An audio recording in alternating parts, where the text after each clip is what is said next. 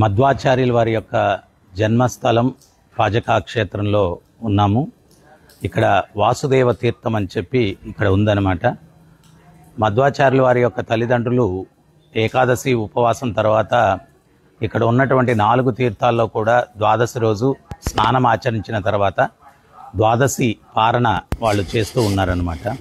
అయితే ఒకరోజు ద్వాదశి పారణ సమయానికి చాలా తక్కువ సమయం ఉంది.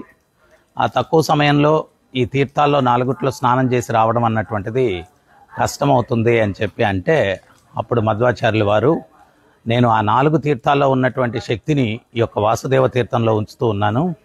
దీంట్లో స్నానం చేయడం వల్ల ఆ 4 తీర్థాల్లో ఉన్నటువంటి ఫలం మీకు లభిస్తుంది అని చెప్పి చెప్పడం జరుగుతుంది.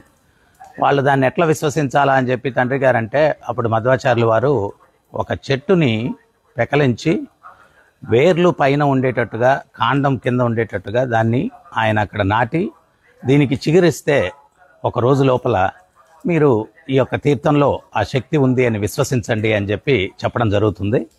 ఆ యొక్క చెట్టు కూడా మనకు వెనకాల అక్కడ ఉంటుందన్నమాట.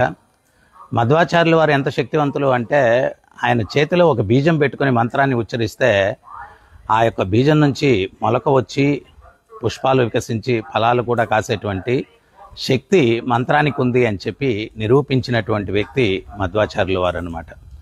ఆయన ఒకరోజు పిల్లలు ఆడుకునేదానికి పిలుస్తూ ఉంటే తల్లి పాల దగ్గర కాపలా పెట్టిందంట.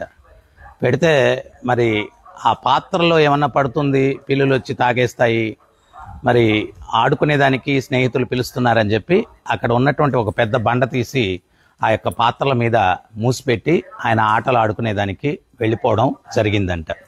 సో మధ్వాచార్యుల వారు ప్రత్యేకించి వాయు అంశ ఆయన ద్వాపరయుగంలో భీముడులాగా, త్రేతాయుగంలో హనుమంతుడిలాగా, ఈ యొక్క కలియుగంలో మధ్వాచార్యులలాగా ఆయన అవతరించడం జరిగిందనమాట.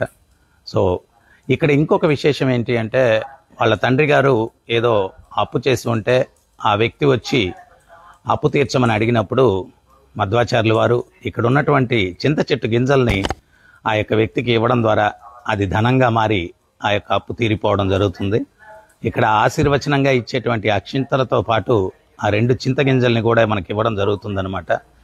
అది మన యొక్క ఇంటిలో పెట్టుకోవడం ద్వారా ఈ యొక్క అప్పులు తీరుతాయని కూడా విశ్వసిస్తారనమాట.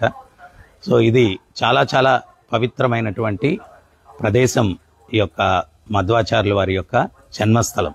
హరే కృష్ణ. మధ్వాచార్య కీ జై, శిల ప్రభుపాద్ కీ జై.